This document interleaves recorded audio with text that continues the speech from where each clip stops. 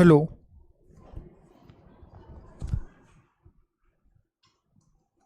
Hello.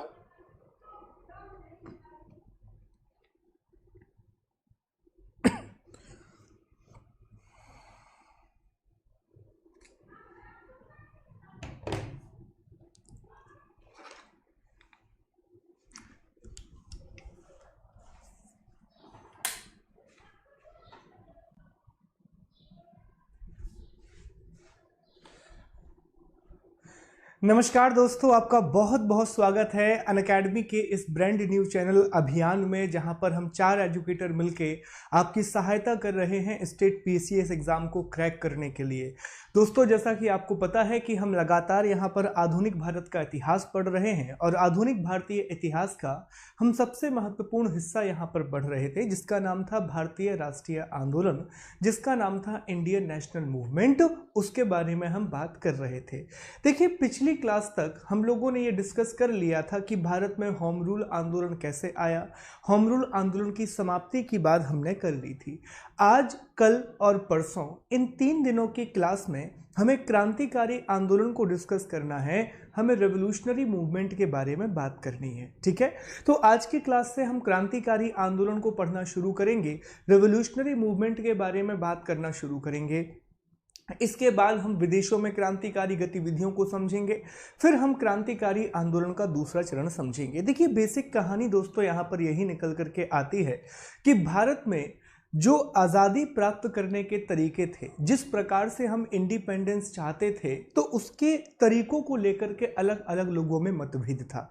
एक वो लोग थे जो कि संवैधानिक प्रावधानों के माध्यम से, जो कि कॉन्स्टिट्यूशनल मेजरमेंट से, जिसमें याचना और प्रार्थना की राजनीति आती है, जिसमें आपकी पिटिशन और रिक्वेस्ट की पॉलिटिक्स आती है, तो वो याचना और प्रार्थना के द्वारा भारत को आज़ादी दिलाना चाहते थे।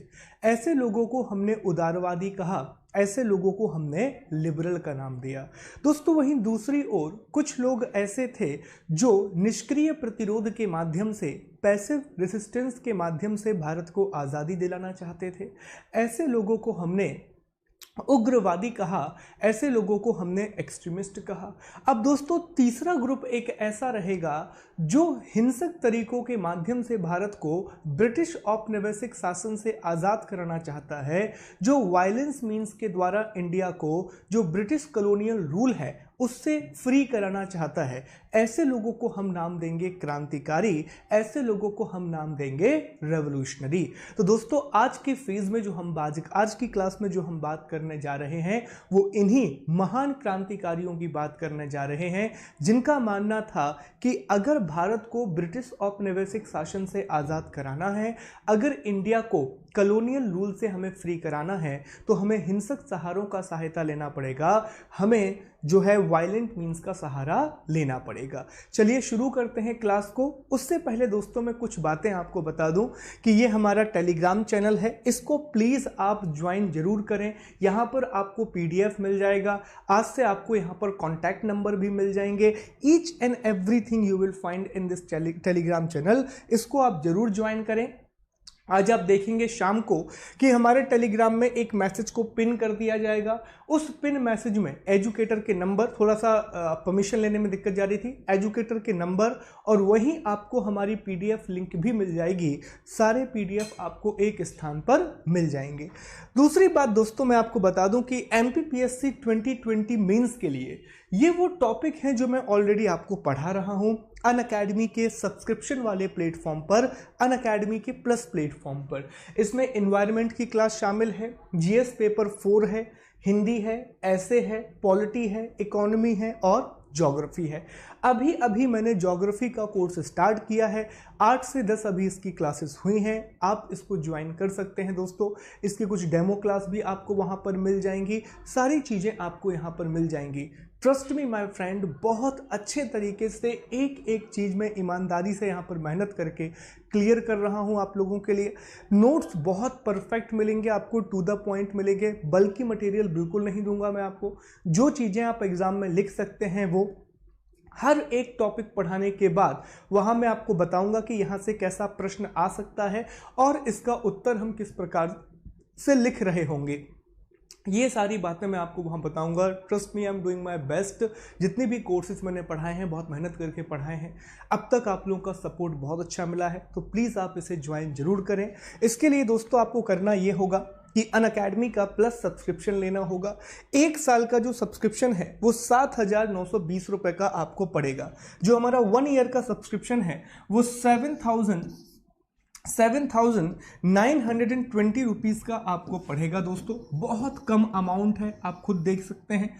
और 2 साल का सब्सक्रिप्शन अगर आप लेना चाहें तो ये 11,520 रुपये का पड़ेगा। अगेन आई वुड सजेस्ट कि यहाँ पर आपको 8,000 रुपये लग रहे हैं, यहाँ पर आपको 11,000 रुपये लग रहे हैं। अगर रफली आप देखें तो 3.5K का अंतर है, 3,500 रुपये का अंतर यहाँ आपको देखने के लिए मिलता है।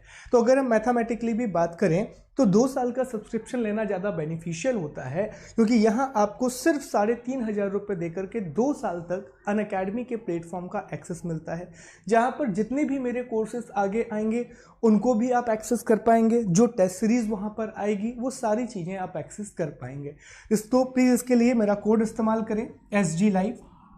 ये मेरा रेफरल कोड है, इसको आप जरूर इस्तेमाल करें अनअकैडमी का कोई भी सब्सक्रिप्शन लेने के लिए, ताकि आपको 10% का डिस्काउंट मिल सके, ताकि आपको 10% का डिस्काउंट मिल सके। ठीक है, ओके। और एक बात और, एक मैं फ्री टेस्ट सीरीज चला रहा हूं जिसका नाम है अभियान। वो एक topic wise free test series है जो कि स्पेशल क्लासेस पर मैं चला रहा हूं। उसमें पॉलिटी के आज 15वां टेस्ट होगा, 15 नंबर का टेस्ट उसमें आज पॉलिटी का होगा। ठीक है, तो वो चीज़ मैं आपको बता दूं कि उसको भी आप ज्वाइन कर सकते हैं। आप प्लीज़ टेलीग्राम चैनल पर आइए शुभम गुप्ता PDF पर, वहां आपको उसका डिस्क्रिप्शन भी पूरा का पूरा मिल जाएगा और उसे ज्वाइन जरूर करें। चलिए टॉपिक को शुरू करते हैं। और अब हमें बात करनी है भारत में क्रांतिकारी आंदोलन की। अब हमको बात करना है रेवोल्यूशनरी मूवमेंट इन इंडिया की। तो देखिए दोस्तों, ये जो शब्द होता है इसमें बेसिकली 5 चीज़ों की हम बात कर रहे होंगे। ठीक है, ये जो शब्द होता है क्रांति, तो क्रांति का मतलब होता है किसी व्यवस्था या प्रणाली में आमूल चूल परिवर्तन करना, radical changes in a particular system. जैसे एग्जाम्पल के लिए आप समझिए, मान लीजिए दोस्तों ये एक पर्टिकुलर देश है और यहाँ पर राजतंत्रात्मक व्यवस्था है। कौन सी व्यवस्था है? यहाँ पर राजतंत्रात्मक व्यवस्था है, यहाँ पर आपका मोनार्की वाला सिस्टम है। ओके, फिर क्या हुआ, लोगों ने यहाँ पर अपनी मांग रखी, लोगों ने यहाँ पर डिमांड रखी कि देखिए साहब, हम यहाँ पर राजतंत्रात्मक व्यवस्था में नहीं रहना चाहते, हम यहाँ पर मोनार्की सिस्टम में नहीं रहना चाहते, हमें यहाँ पर क्या चाहिए, हमें यहाँ पर डेमोक्रेसी चाहिए, हमें यहाँ पर क्या चाहिए, हमें यहाँ पर लोकतंत्र चाहिए। और मान लीजिए इनकी ये मांग स्वीकार कर ली जाती है तो इसे कह दिया जाएगा कि यार ये पॉलिटिकल जो है वो रेवोल्यूशन है, ये एक राजनीतिक क्रांति है। क्यों है ये राजनीतिक क्रांति? एक देश जो कि राजतंत्रात्मक व्यवस्था में था वही देश अब लोकतंत्र में बदल गया। तो राजतंत्र और लोकतंत्र एक दूसरे के विपरीत हैं दोस्तों। राजतंत्र का मतलब आप जानते हैं जहां पर राजा का शासन होता है, और लोकतंत्र मतलब लोगों का शासन। तो ये आमूलचूल परिवर्तन हो जाएगा, ये रेडिकल चेंज हो जाएगा, और इसी को आप क्रांति का नाम देंगे, इसी को आप रेवोल्यूशन का नाम दे रहे होंगे। अब सवाल ये आता है कि भारत में क्रांतिकारी आंदोलन कैसे स्टार्ट हुआ। तो देखिए, भारत में जो क्रांतिकारी आंदोलन का उद्देश्य था वो यही था कि ब्रिटिश उपनिवेशवादी साम्राज्य को केवल हिंसक साधनों का प्रयोग करके ही समाप्त किया जा सकता है। The British colonial empire can only be ended by using violent mean. तो जैसा कि मैंने आपको बताया दोस्तों कि हमारे यहाँ पर 4 प्रकार के लोग हुए हैं। सबसे पहले आए थे आपके उदारवादी, जिनको आपने कहा था मॉडरेटर, और मॉडरेटर ने क्या किया था, इनका मानना था कि हम कॉन्स्टिट्यूशनल एजिटेशन, राज वामपंथ के द्वारा हम ब्रिटिश शासन से भारत को आज़ाद करा सकते हैं। और इसके लिए ये लोग क्या करते थे, रिक्वेस्ट और पिटिशन का पॉलिटिक्स करते थे, याचना और प्रार्थना की राजनीति को इन्होंने सहारा दिया। दूसरे नंबर पर यहाँ पर आपके सामने आते हैं उग्रवादी, जिनको हमने एक्सट्रीमिस्ट कहा था। और एक्सट्रीमिस्ट ने क्या कहा दोस्तों, तो एक्सट्रीमिस्ट ने यहाँ पर कहा, उग्रवादियों का मानना था कि हम पैसिव रेसिस्टेंस के द्वारा, निष्क्रिय प्रतिरोध के द्वारा भारत को ब्रिटिश शासन से आज़ाद करा सकते हैं। और इसके लिए इन्होंने क्या किया, तो इसके लिए दोस्तों याद रखें, इन्होंने स्वदेशी, बॉयकॉट, ऐसी चीजों को इन्होंने अपनाया था। ओके, तीसरे नंबर पर यहां पर आएंगे क्रांतिकारी, रेवोल्यूशनरी। और रेवोल्यूशनरी का मानना यही था कि भारत को अगर आपको आजाद कराना है तो इसके लिए आपको हिंसा का सहारा लेना पड़ेगा, इसके लिए आपको वायलेंस का सहारा लेना पड़ेगा। इसमें भी बड़े बड़े नाम निकल करके आएंगे, भगत सिंह का नाम निकल करके आएगा, चंद्रशेखर आजाद का नाम निकल करके आएगा, सुभाष चंद्र बोस का नाम निकल के आएगा। तो भारत के बड़े महान क्रांतिकारियों का नाम यहां पर आपको देखने के लिए मिलता है।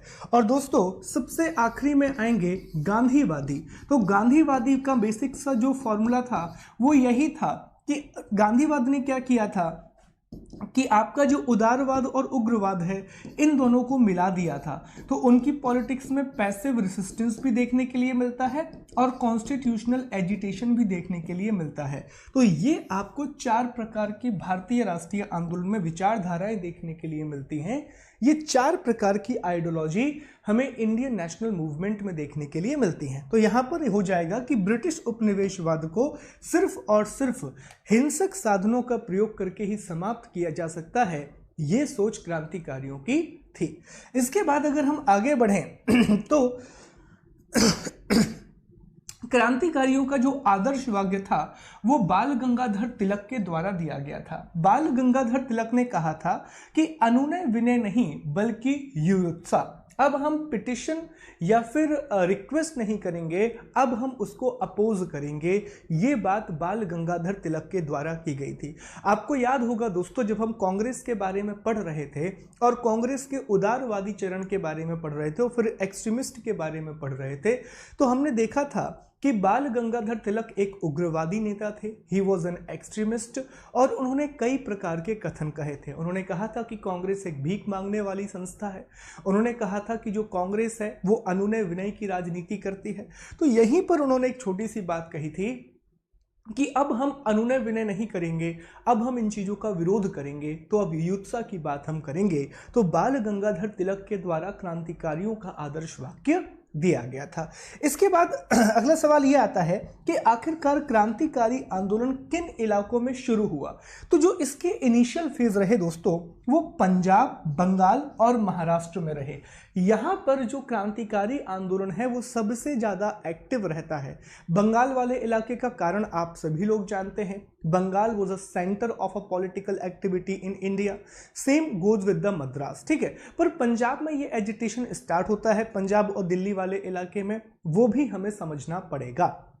हालांकि हम ये तो जानते ही हैं कि बंगाल, महाराष्ट्र और मद्रास, ये 3 जो इलाके थे ये ऑलरेडी अंग्रेजों के सेंटर थे और जहां पर इनके सेंटर होंगे वहीं पर आप चीज़ों का डेवलपमेंट करेंगे, तो वहीं पर ज़्यादा विकास आपको देखने के लिए मिलता है। तो यहाँ पर एक चीज़ आपको देखने मिलेगी कि इसके जो इनिशियल सेंटर हैं वो आपको पंजाब, बंगाल और महाराष्ट्र में देखने के लिए मिलते हैं, ठीक है। अब बंगाल में आप जानते हैं बहुत बड़े बड़े क्रांतिकारी निकल करके आएंगे, वीरेंद्र घोष निकल करके आएंगे, युगांतर जैसी पत्रिकाएं निकल करके आएंगी। महाराष्ट्र में बाल गंगाधर तिलक, सावरकर बंधु, चापेकर बंधु, नासिक कांड के बारे में आप यहीं पर डिस्कस करते हैं। तो ये सारी चीजें आपको यहाँ देखने के लिए मिलेंगी। एक एक करके हम इन टॉपिक को पढ़ेंगे। अब अगला सवाल ये आता है सर कि जो क्रांतिकारी आंदोलन था, तो क्रांतिकारी आंदोलन कितने चरणों में हम पढ़ने वाले हैं। तो जैसा कि मैंने आपको बताया कि क्रांतिकारी सबसे पहले हम इसका प्रथम चरण पढ़ेंगे जो कहां से कहां तक है, जो 1885 से स्टार्ट होकर के 1913 के आसपास जाता है, 1913 के आसपास जाता है। फिर हम पढ़ेंगे विदेशों में क्रांतिकारी आंदोलन। देखिए फॉरेन में भी बहुत सारे क्रांतिकारी आंदोलन हुए। अमेरिका वाले इलाके में आप जानते हैं गदर पार्टी का आंदोलन हुआ था। अमेरिका में आप जानते हैं इंडियन हॉस्टल जो बनाया गया था, इंडियन हाउस जो बनाया गया था, इंडिया हाउस, ठीक है, वो भी हमें पढ़ना पड़ेगा। जर्मनी में आप जानते हैं दोस्तों कि मैडम जो कामा थी उन्होंने मूवमेंट को आगे बढ़ाया था। तो इस प्रकार से हम देखेंगे कि विदेशों में क्रांतिकारी आंदोलन, विदेशों में भारत की क्रांतिकारी आंदोलन किस प्रकार से आगे बढ़े। फिर हम तीसरे पॉइंट में डिस्कस करेंगे क्रांतिकारी आंदोलन का द्वितीय चरण, second phase of revolutionary movement. इसमें हम बात करेंगे असहयोग आंदोलन के बाद की, नॉन कॉपरेशन मूवमेंट के बाद के टॉपिक को हम डिस्कस करेंगे। इसमें यहां हम बात कर रहे होंगे कि कि जब गांधी जी के द्वारा चौरा चौरी की घटना के बाद नॉन कॉपरेशन मूवमेंट को वापस लिया जाता है तो इससे बहुत से युवा जो हैं वो निराश हो जाते हैं, उनको डिसअपॉइंटमेंट मिलती है और जैसे ही वो डिसअपॉइंट होते हैं तो वो एक नए मार्ग को चुनते हैं, वो एक नए रास्ते को चुनते हैं जिसे क्रांतिकारी आंदोलन कहा जाता है। और यहाँ पर भी हम कुछ टॉपिक्स की बात कर रहे होंगे। ठीक है, चलिए तो टॉपिक को आगे बढ़ाते हैं, शुरू करते हैं कि आखिरकार क्रांतिकारी आंदोलन के उदय के कारण क्या थे। तो बहुत बेसिक कारण आपको देखने के लिए मिलते हैं। सबसे पहला कारण यही था कि उदारवादी और उग्रवादियों की प्रभावहीनता, ये इसका पहला कारण आएगा। इनइफेक्टिवनेस ऑफ लिबरल मॉडरेट, या फिर आप कहेंगे यहां पर एक्सट्रीमिस्ट। ओके, तो इनका इनइफेक्टिवनेस था। अब हम लोगों ने ये पहले देख लिया है कि ना तो उदारवादियों की नीतियां काम आई, उदारवादी बेचारे रिक्वेस्ट करते रहे, बदले में क्या मिला? बदले में हमें मिला 1909 का मॉडले मिंटो रिफॉर्म। और उस 1909 के मॉडले मिंटो रिफॉर्म ने भारत में जो है दोस्तों वो शुरू किया पृथक निर्वाचन प्रणाली को, कम्युनल इलेक्टोरेट को इंडिया में स्टार्ट कर दिया। तो वो तो बहुत बड़ा डिसअपॉइंटमेंट था। फिर उग्रवादी आए तो उग्रवादियों को कांग्रेस ने ही अलग कर दिया, तो वो भी अपना काम अच्छे से नहीं कर पाए। तो दोनों के दोनों जो थे वो विफल हो चुके थे, दोनों ही थे। उनके प्रयासों से निराशा हाथ लगी थी, उनके जो प्रयास थे उनसे डिसअपॉइंटमेंट ही हमको हाथ लगी थी। तो ये पहला पॉइंट हमें यहाँ देखने के लिए मिलता है। उसके बाद दोस्तों अगर हम आगे चलें तो दूसरा है युवा वर्ग की राष्ट्रीयता की भावना, nationalism sense of the youth. तो युवाओं में लगातार राष्ट्रीयता की भावना थी, लगातार वो राष्ट्र के लिए कुछ करना चाहते थे, पर उदारवादी और उग्रवादी के साथ रह करके वो देश के लिए कुछ कर नहीं पा रहे थे। ये उनके अंदर हमेशा से ही एक मलाल रहा है दोस्तों। तीसरा पॉइंट आपको देखने मिलता है फ्रांसीसी, अमेरिकी, आयरलैंड आदि क्रांतियों का प्रभाव। तो देखिए अल्टीमेटली हुआ क्या था, वो मैंने पहले प्रोसेस आपको समझाई है कि ये इंडिया के लोग थे, इंडिया में इंग्लिश एजुकेशन आया। जैसे ही इंग्लिश एजुकेशन आया तो ये दुनिया की अलग अलग बातों को पढ़ने लगे। ये ब्रिटेन के बारे में जानने लगे कि भैया ब्रिटेन में तो डेमोक्रेसी है, ब्रिटेन के लोगों को अधिकार दिए गए हैं। ये अमेरिका के बारे में जानने लगे कि अमेरिका में 1776 में एक हिंसक क्रांति हुई थी, एक वायलेंट रेवोल्यूशन हुआ था और ब्रिटेन के लोगों को वहां से हटा दिया गया था। फिर इन्होंने फ्रेंच रेवोल्यूशन के बारे में भी पढ़ लिया कि यार फ्रांस में भी यही हुआ था 1789 के आसपास, यहां पर भी क्रांति हुई थी, यहां पर भी रेवोल्यूशन हुआ था। तो एक बात जो मैसेज निकल करके आ रहा था, तीनों जगह से आपको सिर्फ एक मैसेज निकल के आ रहा था कि अगर आपको अपने देश को फ्रीडम दिलाना है, अगर अपने देश को स्वतंत्रता दिलानी है, तो आपको अल्टीमेटली रिवोल्ट करना होगा, आपको आर्म रिवोल्ट करना होगा, आपको इसका सशक्त विद्रोह करना होगा या हिंसक विद्रोह करना होगा। तो देखिए अमेरिका में जो हुआ, फ्रांस में जो हुआ, आयरलैंड में जो हुआ, उनका जो मोटिवेशन है वो भारत के क्रांतिकारियों को मिल रहा था और इन्होंने इसी चीज को आगे बढ़ाया। फिर इसके बाद अगर हम बात करें तो एक थी ब्रिटेन सरकार की दमन और प्रतिक्रियावादी नीति। जो ब्रिटिश गवर्नमेंट थी उसकी रिप्रेसिव पॉलिसी भी इसके लिए जिम्मेदार थी। रिप्रेसिव पॉलिसी का मतलब आप लोग जानते हैं, कभी आप वर्नाकुलर प्रैक्टिस एक्ट ला रहे हैं, कभी आप आर्म्स एक्ट लेकर के आ रहे हैं, कभी 1909 का आप मॉडले मिंटो रिफॉर्म लेकर के आ रहे हैं, आप बंगाल का पार्टीशन कर रहे हैं, आप किसानों को तकलीफ दे रहे हैं, आप किसी को भी फांसी की सजा दे रहे हैं। तो ये सारी चीज़ें बहुत अफेक्ट की। बाल गंगाधर तिलक को आप जेल डाल रहे हैं जबकि उनकी गलती नहीं है। तो ये सारी चीज़ें भी प्रभावित करती हैं क्रांतिकारियों को। ठीक है, तो ये कारण रहेंगे। और सबसे बड़ा कारण आखिरी में जो हर जगह कॉमन रहता है दोस्तों, वो रहेगा आपका समाचार पत्र, वो रहेगा आपका न्यूज़पेपर। बहुत सारे समाचार पत्र जिसमें युगांतर का नाम आता है, जिसमें संध्या काल का नाम आता है। तो ये आपके प्रमुख क्या रहेंगे दोस्तों, न्यूज़पेपर रहेंगे जिन्होंने बड़े स्तर पर इसके लिए काम किया। युगांतर हो गया, संध्या काल हो गया, तो इन्होंने बड़े स्तर पर क्रांतिकारी गतिविधियों के लिए काम किया। तो ये रहेंगे आपके उदय के कारण। मुझे बताइए क्या यहाँ तक टॉपिक क्लियर है? फिर अपन आगे बढ़ते हैं, अगले टॉपिक की बात करते हैं। ये बताएं बस दोस्तों, क्या यहाँ तक आप बात समझ पा रहे हैं? यहाँ तक सारी बातें क्लियर हैं?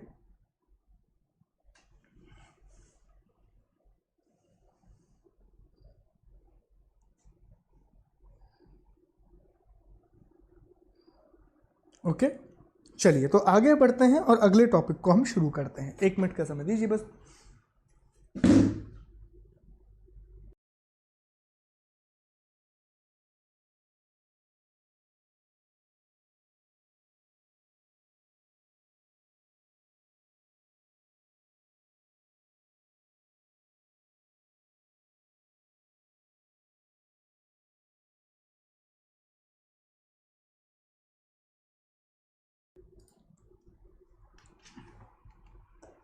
चलिए अब हम ये डिस्कस कर लेते हैं जरा कि जो आपके क्रांतिकारी थे इनकी पद्धतियां क्या थीं, जो आपके रेवोल्यूशनरी थे तो इनकी मेथड क्या थी, इसके बारे में जरा हम बात कर लेते हैं।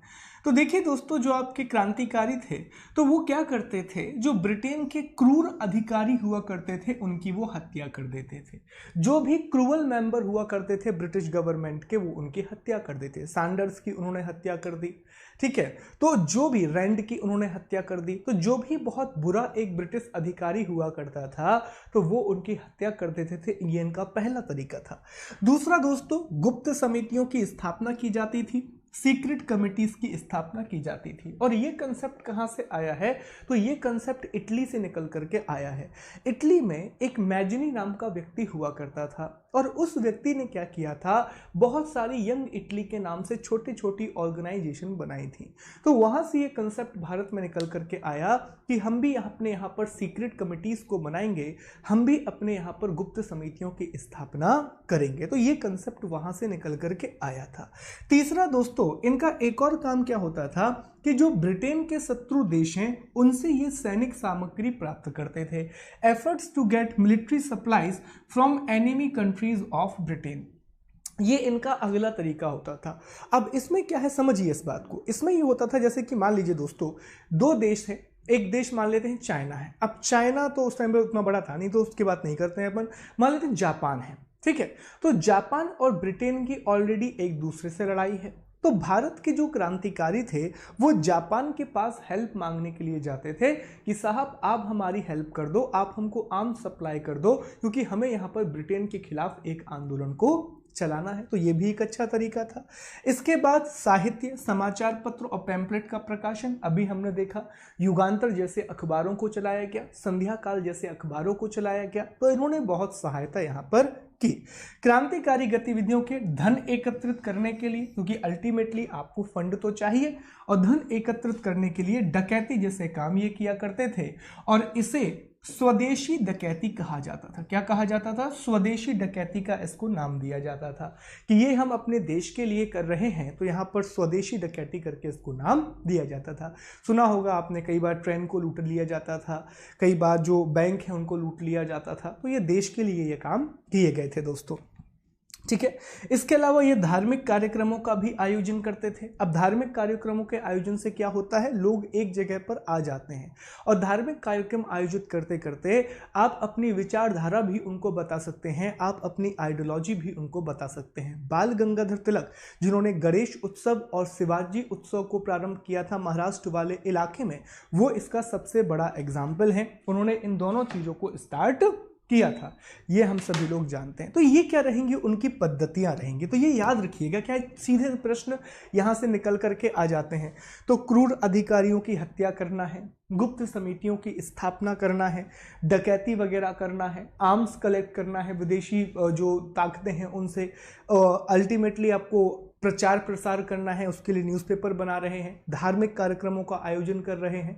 तो ये आपके क्या हो जाएंगे, प्रमुख पद्धतियां हो जाएंगी, ये आपकी मेथोडोलॉजी हो जाएगी, ठीक है। ये पॉइंट यहाँ आपको याद रखना है, ठीक है सर। क्रांतिकारियों की पद्धतियां भी हो गई। अब हमें क्या करना है दोस्तों, हम एक एक स्थान पर क्रांतिकारी गतिविधियों की बात करेंगे। जैसे सबसे पहले हम बात करेंगे कि महाराष्ट्र में क्रांतिकारी आंदोलन कैसे आगे बढ़ा।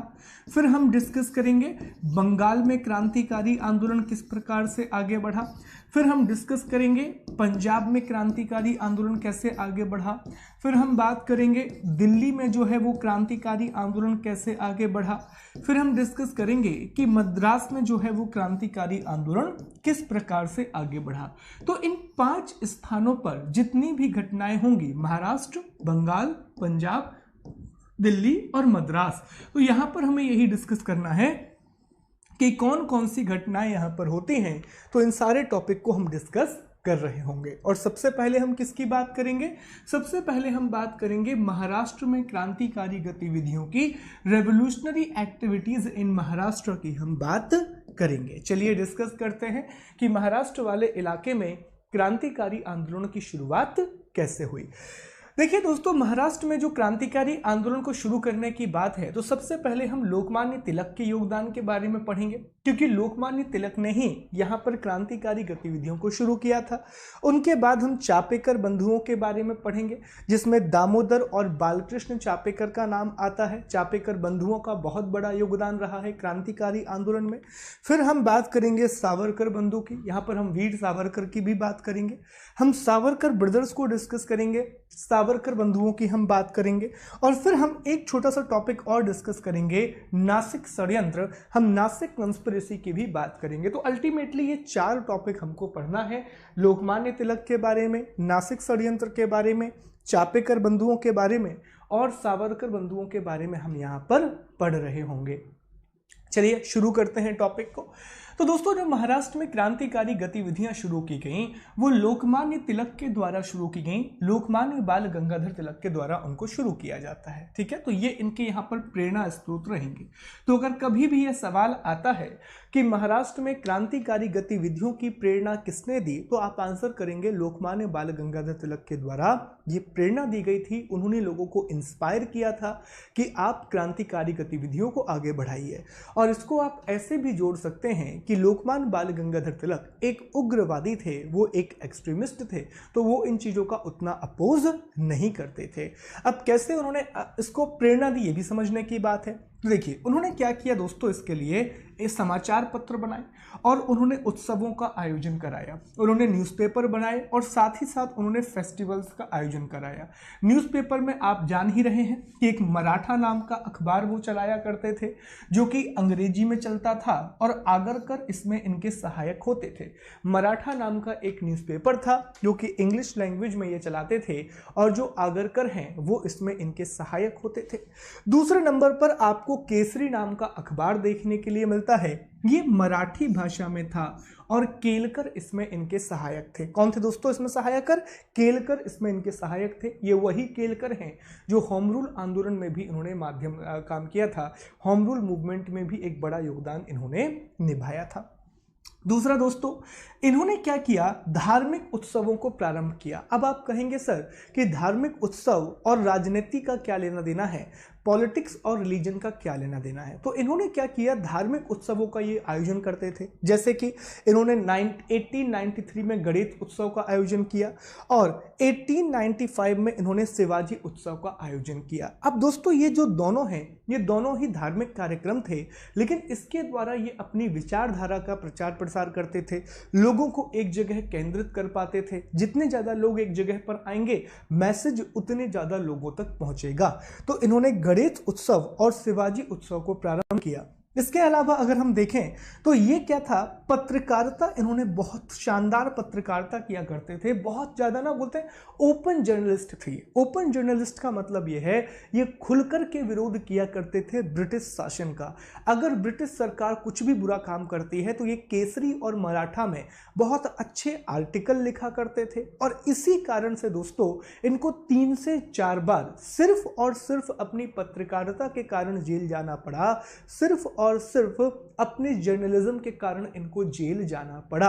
अब ये पत्रकारिता के कारण जेल जाने वाले भारत के प्रथम व्यक्ति माने जाते हैं, first person to go to the jail for the journalism, ऐसा इनके बारे में कहा जाता है। कैसे कैसे समझिए बात को।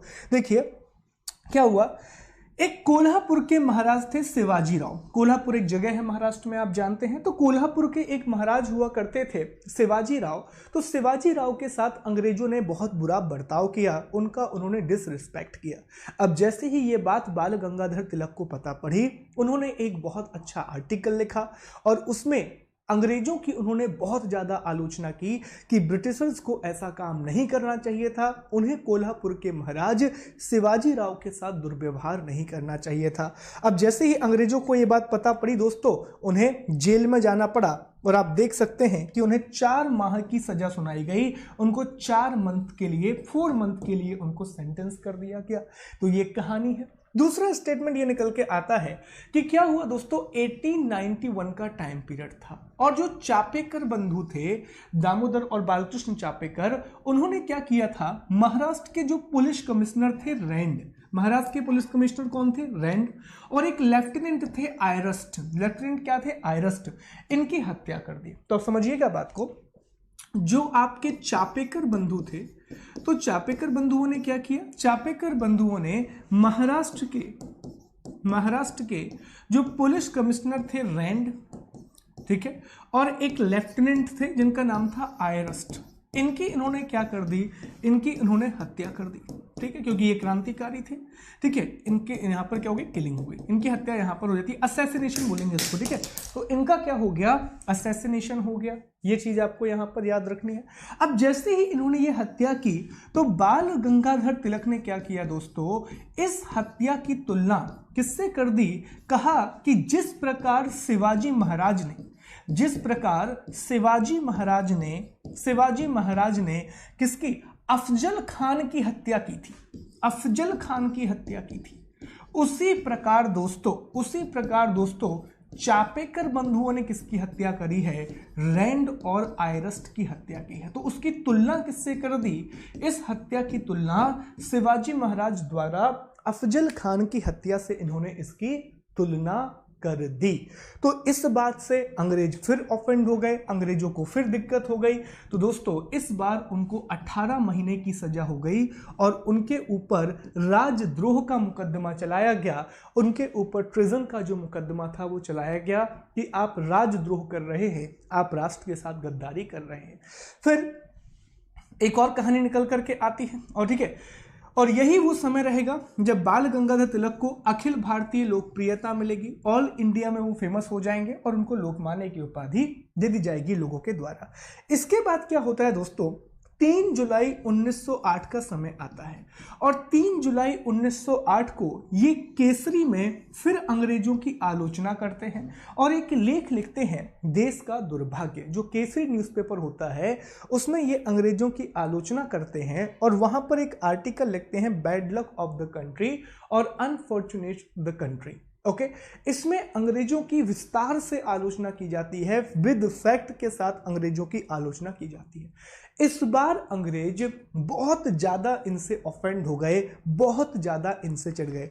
दोस्तों अंग्रेज इनसे इतना चढ़ गए कि इनको 6 साल की सजा दी गई और इस बार भारत में इनको नहीं रखा, क्या इनको बर्मा की मांडली जेल में भेज दिया गया।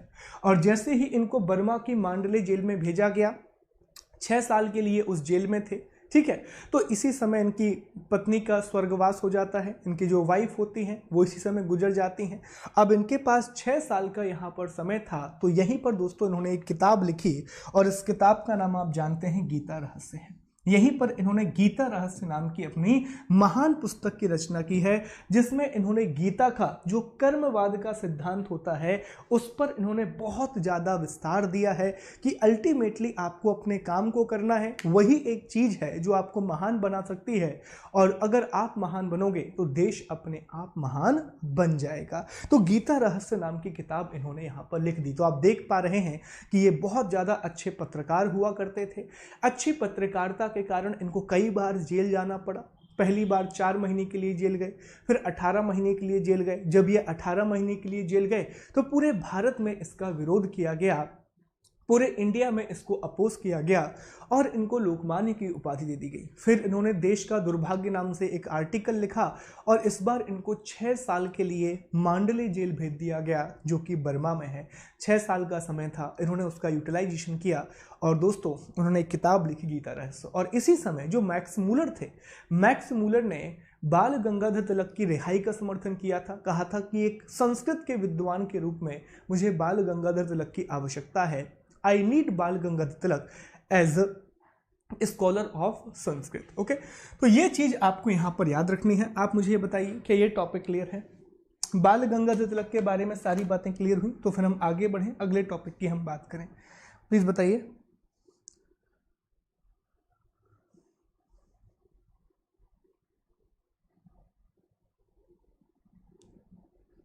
ओके, चलिए शुरू करते हैं अगले टॉपिक को। 1 मिनट का समय दीजिए बस।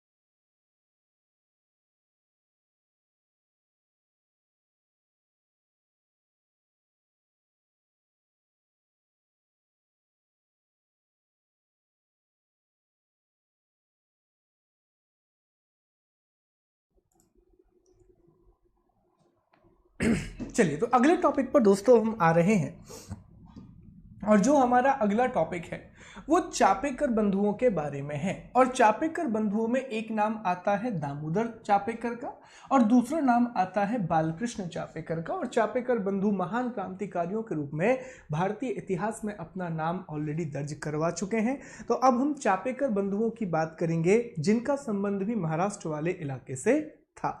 तो आइए डिस्कस करते हैं इनके बारे में। तो देखिए दोस्तों, जून 1897 की बात है, पूना में चापेकर बंधु, जिसमें दामोदर हरि चापेकर थे और बालकृष्ण हरि चापेकर थे, इन्होंने क्या किया, पूना के जो प्लेग कमिश्नर थे रैंड और उनके साथी पुलिस कमिश्नर रैंड और साथी आयरस्ट की हत्या कर दी। ये अभी हमने डिस्कस किया था। अच्छा, वहां पे डेट गलत हो गई थी यार, ये सही है, वो 91 हो गया था, वो आर्टिकल वो गलत हो गया था, ठीक है, उसको ठीक कर देंगे हम।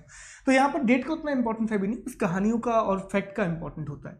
तो इन्होंने क्या किया, पूना में दामोदर हरि चापेकर और बालकृष्ण हरि चापेकर ने क्या किया, रैंड और आयरस्ट की हत्या इन्होंने कर दी।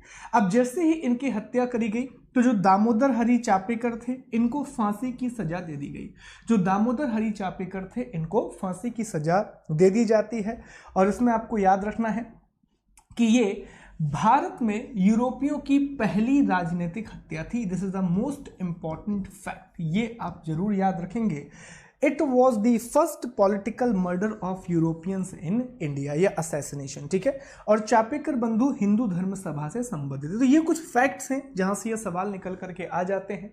सवाल ये निकल करके आ जाता है कि भारत में यूरोपियों की पहली राजनीतिक हत्या किसके द्वारा की गई, Who did the first political assassination of Europeans in India? तो याद रखेंगे चापेकर ब्रदर्स के द्वारा की गई थी, चापेकर बंधुओं के द्वारा की गई थी।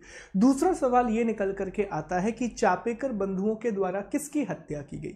तो याद रखेंगे पूना के जो प्लेग कमिश्नर थे रैंड, और साथ ही साथ दोस्तों आपको याद रखना है आयरस्ट की हत्या की गई थी, लेफ्टिनेंट आयरस्ट की यहाँ पर हत्या की गई थी। पूना में प्लेग फैला था, प्लेग के मैनेजमेंट का काम रैंड को दिया गया था, पर उन्होंने वो काम अच्छे से नहीं किया। तो प्लेग कमिश्नर रैंड की हत्या की गई थी और साथ ही साथ लेफ्टिनेंट आयरस्ट की हत्या यहाँ पर की गई थी।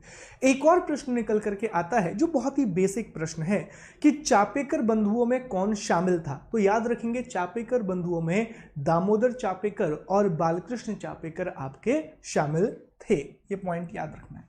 चलिए आगे बढ़ते हैं और अब डिस्कस करते हैं सावरकर बंधुओं के बारे में। बात करते हैं सावरकर ब्रदर्स की।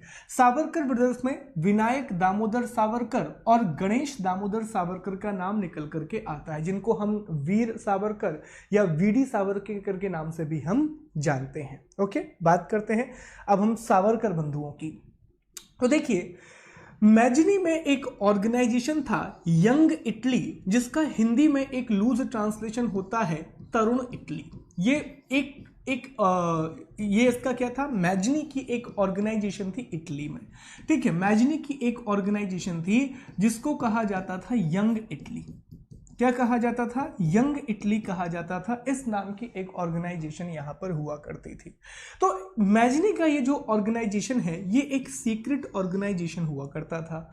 तो विनायक दामोदर सावरकर और गणेश दामोदर सावरकर इस बात से बहुत ज्यादा प्रभावित थे, तो उन्होंने महाराष्ट्र में एक सीक्रेट ऑर्गेनाइजेशन को बनाया, महाराष्ट्र में एक गुप्त सभा को बनाया जिसका नाम था मित्र मेला। जिसका नाम क्या था दोस्तों, जिसका नाम था मित्र मेला। तो मित्र मेला नाम की एक इन्होंने ऑर्गेनाइजेशन या एक गुप्त संगठन महाराष्ट्र वाले इलाके में बनाया। दोस्तों बाद में इसी मित्र मेला का नाम परिवर्तन कर दिया गया। ये जो मित्र मेला था इसके नेम को चेंज कर दिया गया और इसका नया नाम रखा गया अभिनव भारत। नया नाम क्या रखा गया, अभिनव भारत रखा गया। 1904 में इसका नाम बदला गया और नासिक इसके हेडक्वार्टर को बनाया गया। तो देखिए, बहुत ज्यादा पूछा जाने वाला यह सवाल है कि अभिनव भारत की स्थापना किसके द्वारा की गई थी, अभिनव भारत को किसने इस्टेब्लिश किया था। तो याद रखना दोस्तों, अभिनव भारत की स्थापना 1904 में सावरकर ब्रदर्स के द्वारा की गई थी, सावरकर बंधुओं के द्वारा की गई थी। अभिनव भारत क्या था, तो Abhinav Bharat was a secret organisation headquartered at Nashik. Nashik में केंद्रित एक गुप्त संगठन था अभिनव भारत। ये भी आपको याद रखना है, बहुत जरूरी फैक्ट है दोस्तों। और अभिनव भारत की प्रेरणा कहाँ से मिली, इसका आपको आइडिया कहाँ से आया, तो याद रखेंगे इसका आइडिया मैजनी की यंग इटली से निकल करके आया था। इसका आइडिया मैजनी की तरुण इटली से निकल करके आया था। पहले इन्होंने मित्र मेला बनाया, उसका नाम चेंज करके अभिनव भारत कर दिया। ठीक है, आगे बढ़ते हैं, कहानी को आगे बढ़ाते हैं। इसमें कौन कौन से मेंबर थे, तो इसमें पांडुरंग महादेव बापट का नाम आता है।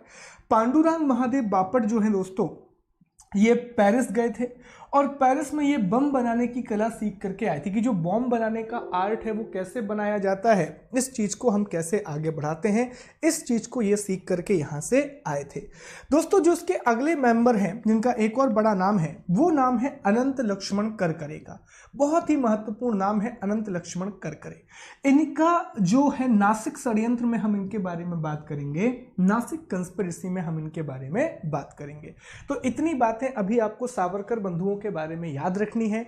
जब मैं आपको विदेशी में क्रांतिकारी आंदोलन के बारे में पढ़ाऊंगा तो हम वीडी सावरकर के बारे में और विस्तार से बात करेंगे कि ये लंदन गए, लंदन में किस प्रकार से इन्होंने भारत का प्रथम स्वतंत्रता संग्राम के बारे में बात की।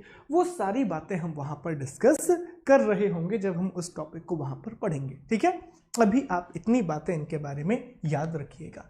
अब दोस्तों आखिरी टॉपिक आ रहा है हमारा आज का, और ये टॉपिक है नासिक षड्यंत्र। ये टॉपिक है हमारा नासिक कंस्पिरेसी, जो कि 1909 में हुई थी, जो कि 1909 में नासिक षड्यंत्र हुआ था, नासिक कंस्पिरेसी हुई थी। अब इसमें हुआ यह था कि 1909 में नासिक के जिला मजिस्ट्रेट जैक्सन को अनंत लक्ष्मण करकरे हैं, यहाँ पर अनंत लक्ष्मण करकरे ने गोली मार दी थी। ठीक है, तो याद रखना दोस्तों, जो चापेकर बंधुओं थे तो उन्होंने क्या किया था, चापेकर बंधुओं ने पुणे के प्लेग कमिश्नर रैंड और लेफ्टिनेंट आयरस्ट को गोली मारी थी। लेकिन अब हम किसकी बात कर रहे हैं, अब हम बात कर रहे हैं अनंत लक्ष्मण करकरे, जो कि किसके सदस्य थे, तो वो अभिनव भारत के मेंबर थे। अभिनव भारत किसकी ऑर्गेनाइजेशन थी, सावरकर बंधुओं की ऑर्गेनाइजेशन थी, जो कि नासिक में केंद्रित थी। तो अभिनव भारत के एक सदस्य अनंत लक्ष्मण करकरे ने क्या किया दोस्तों, नासिक के जिला मजिस्ट्रेट जैक्सन को इन्होंने क्या मार दी, गोली मार दी थी 1909 में। और इसी को क्या कहा जाता है, तो इसी को कहा जाता है नासिक षड्यंत्र, इसी को कहा जाता है नासिक कंस्पिरेसी। दूसरी बात दोस्तों, जैसे ही ये हत्या की तो बाद में अनंत लक्ष्मण करकरे, कृष्णजी गोपाल कर्वे और विनायक देशपांडे को फांसी दे दी गई। ये वो लोग हैं जो इसमें शामिल थे। अनंत लक्ष्मण करकरे इसमें शामिल थे, कृष्णजी गोपाल कर्वे इसमें शामिल थे और विनायक देशपांडे इसमें शामिल थे। तो इन सभी को फांसी की सजा दे दी जाती है। वीडी सावरकर को भी गिरफ्तार किया गया और ये उस समय लंदन में थे और लंदन से इनको गिरफ्तार करके नासिक लाया गया और फिर इनको आजीवन कारावास की सजा दे दी जाती है। ओके, नासिक षड्यंत्र के बाद महाराष्ट्र में क्रांतिकारियों की रीढ़ टूट गई और इसका कारण भी आप जानते हैं दोस्तों। अब वीडी सावरकर को भी गिरफ्तार कर लिया गया है। जो आपका अभिनव भारत ऑर्गेनाइजेशन था वो बिल्कुल खत्म हो चुका है।